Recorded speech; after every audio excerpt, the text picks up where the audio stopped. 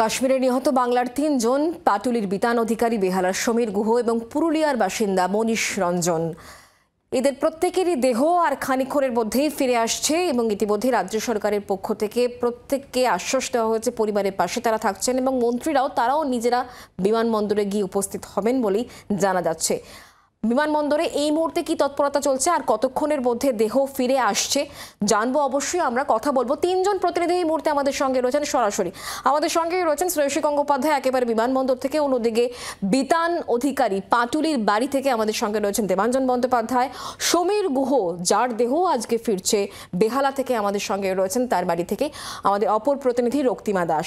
প্রথমে একটুখানি এয়ারপোর্ট চত্বরের দিকেই নজর রাখতে হচ্ছে শ্রেয়সী, কিছুক্ষণের মধ্যেই আসার কথা রয়েছে এই ৩ জনের দেহ। কি খবর তুমি পাচ্ছ?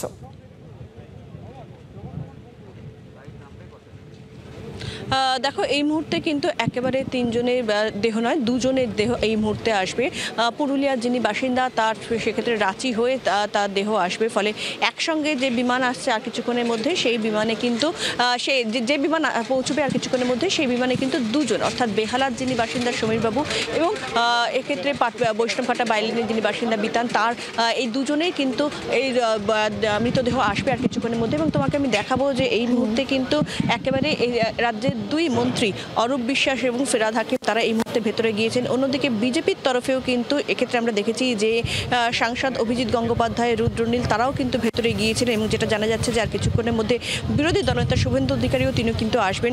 এবং এক্ষেত্রে কিন্তু এই মুহূর্তে যে মৃতদেহবাহী যে গাড়ি, সেই গাড়ি ইতিমধ্যেই বাইরে রেডি করে রাখা রয়েছে। আলাদা করে আনা হয়েছে 2টো গাড়ি, যে গাড়িতে পরিবারের লোকজন তারা যেতে পারেন, সেই জন্যই কিন্তু 2টো গাড়ি আনা হয়েছে।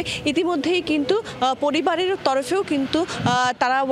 তরফেও কিন্তু ইতিমধ্যে কিন্তু এসে পৌঁছে গেছেন। তাদের পরিবারের যারা সদস্য রয়েছেন, আত্মীয়রা রয়েছেন, তারাও কিন্তু ভেতরে এসে পৌঁছেছেন। এবং এই মুহূর্তে দেখতে পাচ্ছ যে 4 নম্বর গেট রয়েছে, সেই 4 নম্বর গেটের মধ্যেই কিন্তু এই মুহূর্তে ভেতরে প্রত্যেকে রয়েছেন। এবং এই মুহূর্তে আর কিছুক্ষণের মধ্যেই মৃতদেহ এসে পৌঁছবে যেটা জানা যাচ্ছে। এবং তারপরেই কিন্তু তোমাকে আমি দেখাবো যে অগ্নিমিত্রা পল, বিজেপির বিধায়ক অগ্নিমিত্রা পল, তিনি কিন্তু এই মুহূর্তে এসে পৌঁছে গিয়েছেন এয়ারপোর্টে।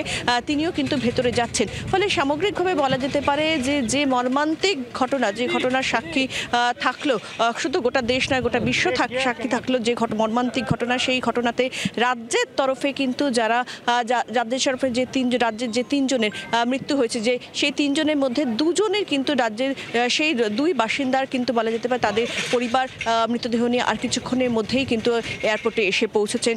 কার্গো সেক্ষেত্রে বুক করা হয়েছে এবং সেই দিল্লি হয়ে কিন্তু সেই কার্গো কিন্তু এয়ারপোর্টে এসে পৌঁছবে কলকাতা এয়ারপোর্টে। এবং সেখান থেকেই কিন্তু তাদেরকে নিয়ে একেবারে বাড়িতে নিয়ে যাওয়া, সামগ্রিক সমস্ত কিছুর দিকেই কিন্তু কার্যত মূলত নজর রাখা হয়েছে। রাজ্যের 2 মন্ত্রী তারা এসে পৌঁছেছেন এবং মুখ্যমন্ত্রী তিনি কিছুক্ষণ আগেই কিন্তু তিনি যেটা ঘোষণা করলেন, যেখানে তিনি বললেন যে এক্ষেত্রে তিনি বললেন যে আজকে যে মন্ত্রিসভার যে মিটিং ছিল, সেই মিটিংয়েও কিন্তু শুরুতেই কিন্তু কার্যত তারা এই যে ঘটনা, সেই মর্মান্তিক ঘটনা নিয়ে তারা শোক প্রস্তাব জ্ঞাপন করেছেন। এবং সেই জায়গা থেকে দাঁড়িয়ে তিনিও নিজে কার্যত গোটা বিষয়টা নিয়ে যে তিনি মর্মাহত সেটাও কিন্তু তিনি ব্যক্ত করেছেন। বিতান অধিকারী এবং সমীর গুহর পরিবারের সদস্যরাও নিশ্চয়ই চলে এসেছেন। একেবারেই দেখো, এই কিছুক্ষণ আগেই কিন্তু পরিবারের সদস্যরা তারা এসে পৌঁছে গিয়েছেন এবং তারা এই যে কার্গোর যে 4 নম্বর গেট রয়েছে সেই গেট দিয়ে তারা ভেতরে পৌঁছে গিয়েছেন। ভেতরে তারা অপেক্ষা করছেন। আর কিছুক্ষণের মধ্যেই পরিবার, অর্থাৎ বিতানবাবু এবং সমীরবাবু, তাদের 2 জনেরই স্ত্রী, সন্তান এবং অবশ্যই তারা নেই, তাদের যে কফিনবন্দি দেহ, সেই দেহ আর কিছুক্ষণের মধ্যেই কিন্তু এয়ারপোর্টে এসে পৌঁছচ্ছে। সঙ্গে থাকো শ্রেয়সী। এবার 2 পরিবারের মধ্যে যে শোকের আবহ চলছে, মন অত্যন্ত ভারী পরিবারের বাকি সদস্যদের। আমরা একটুখানি কথা বলে বোঝার চেষ্টা করব, জানার চেষ্টা করব। কথা বলবো আমাদের সঙ্গে দেবাঞ্জন বন্দ্যোপাধ্যায় পাটুলি থেকে এই মুহূর্তে আমাদের সঙ্গে রয়েছেন। সেখানকারই বাসিন্দা হচ্ছে বিতান অধিকারী।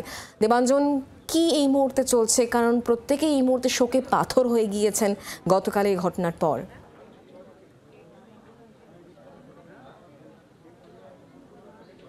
দেখো শুক্লা, এই মুহূর্তে আমরা রয়েছি পাটুলিতে এবং এটা সেই বিতান অধিকারীর সেই ফ্ল্যাটের বাইরে দেখতে পাচ্ছ পুলিশ কর্মীরা মোতায়েন রয়েছেন, দেহ আসার অপেক্ষায় পুলিশ কর্মীরা রয়েছেন, পুলিশের আধিকারিকরা রয়েছেন এবং একই সঙ্গে ঠিক তার উল্টো দিকে রয়েছেন পাড়া প্রতিবেশীরা, যারা বিতানকে এতদিন দেখেছেন, তার সৈনিকে দেখেছেন। তাদের কারোর চোখে জল আর কারোর যারা রয়েছেন তাদের চোয়াল শক্ত, অর্থাৎ চোখে জল এবং বুকে বারুদ।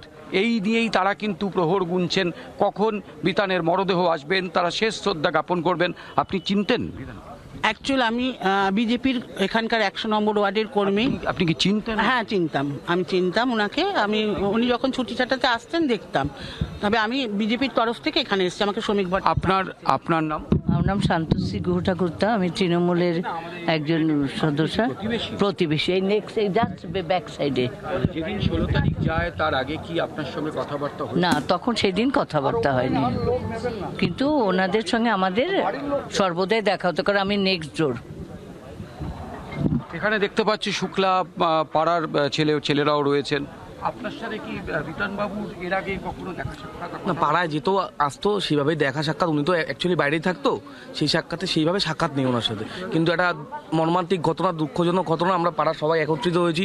দিন শেষে আমরা সবাই ভারতীয় নাগরিকের এরকম ঘটনা ঘটেছে, আমরা খুবই দুঃখিত এবং এই মর্মান্তিক কোনো ব্যাখ্যা নেই। পাল্টা প্রত্যাঘাতের দাবি উঠছে। আমরাও তাই চাই, পুরো ভারত তাই চাই, যারা ভারতের নাগরিক আছে আমরা চাই নিশ্চয়ই এর জবাব দেবো আমরা। বুঝতে পারছি শুক্লা যে এখানে যারা দাঁড়িয়ে তুমি রয়েছে আমাদের সঙ্গে থাকো দেবাঞ্জন। আমরা একটুখানি এবার কথা বলবো রক্তিমার সঙ্গে, কারণ রক্তিমা রয়েছে। সমীর গুহ তিনিও মারা গিয়েছেন গতকাল, তাকেও গুলিতে ঝাঁঝরা করে দেওয়া হয়েছে। তার পাড়া প্রতিবেশীরা, পরিবারের সদস্যরা, তারা কি বলছেন? দেহ ফেরার অপেক্ষায় তারা রয়েছেন ঠিকই। রক্তিমা, কি ছবি এই মুহূর্তে?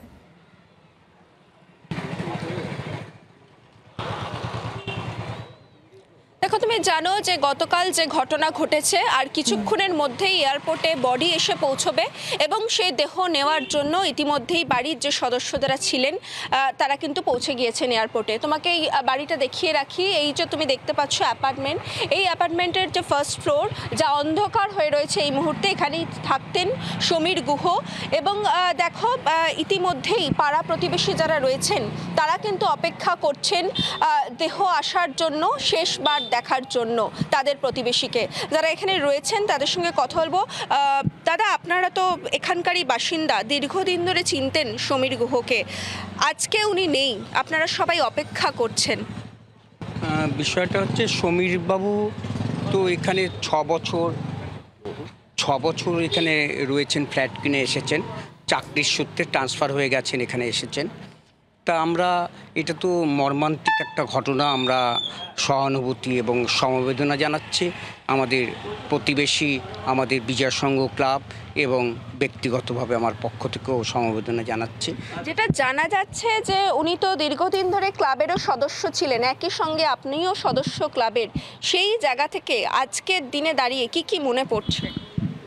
ওনার বিষয় হচ্ছে আমাদের বিজয় সংঘ যে পুজো কমিটি আছে তার সঙ্গে ওতপ্রোতভাবে উনি যুক্ত ছিলেন এবং যখনই মানুষের বিপদে আপদে মানুষের সঙ্গে উনি থাকতেন, সমস্ত সুখে দুঃখে একসাথেই ক্লাবের পক্ষ থেকে একসাথেই সমস্ত কিছুই ভাগ করে নেওয়া হতো।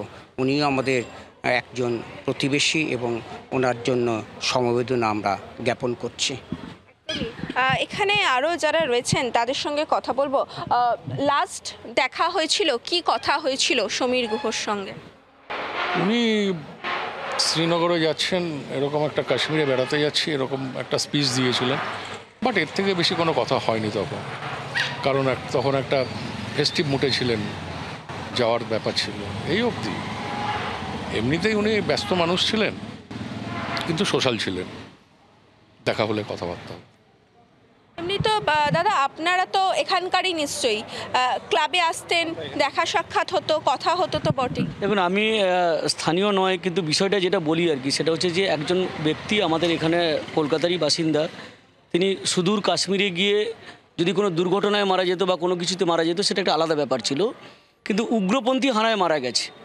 এবং যেভাবে উগ্রপন্থীরা যে ভাষাতে কথা বলেছে, এটাও আমাদের কাছে অত্যন্ত একটা খারাপ লেগেছে, যে ভারতবর্ষের মতো একটা কি বলা যায় যে মিশ্র সংস্কৃতির দেশ, যে দেশে বিভিন্ন সম্প্রদায়ের মানুষরা অত্যন্ত সম্প্রীতির বাতাবরণ নিয়ে, সম্প্রীতি নিয়ে এখানে বসবাস করেন, সেখানে একটা স্পেসিফিক একটা ধর্মের কথা বলে এভাবে খুন করা হয়েছে, এটা অত্যন্ত একটা নিন্দাজনক। এরা মানুষ নয়, এরা মানুষের পর্যায়ে পড়ে না। যারা উগ্রপন্থী নিশ্চয়ই দেখেছেন যে কাশ্মীরের মানুষরাও কিন্তু তারা মিছিল বের করেছে। জঙ্গি হানায় মৃত্যু কিছুতেই মেনে নিতে পারছেন না পাড়া প্রতিবেশীরা, বোঝাই যাচ্ছে। রক্তিমা, ধন্যবাদ আমাদের সঙ্গে সরাসরি থাকার জন্য। দেবাঞ্জন, তোমাকেও ধন্যবাদ আমাদের সঙ্গে থাকার জন্য। শ্রেয়সী, তোমাকেও ধন্যবাদ আমাদের সঙ্গে সরাসরি থাকার জন্য। বাংলার আওয়াজ, বাঙালির আবেগ, জি 24 ঘন্টা।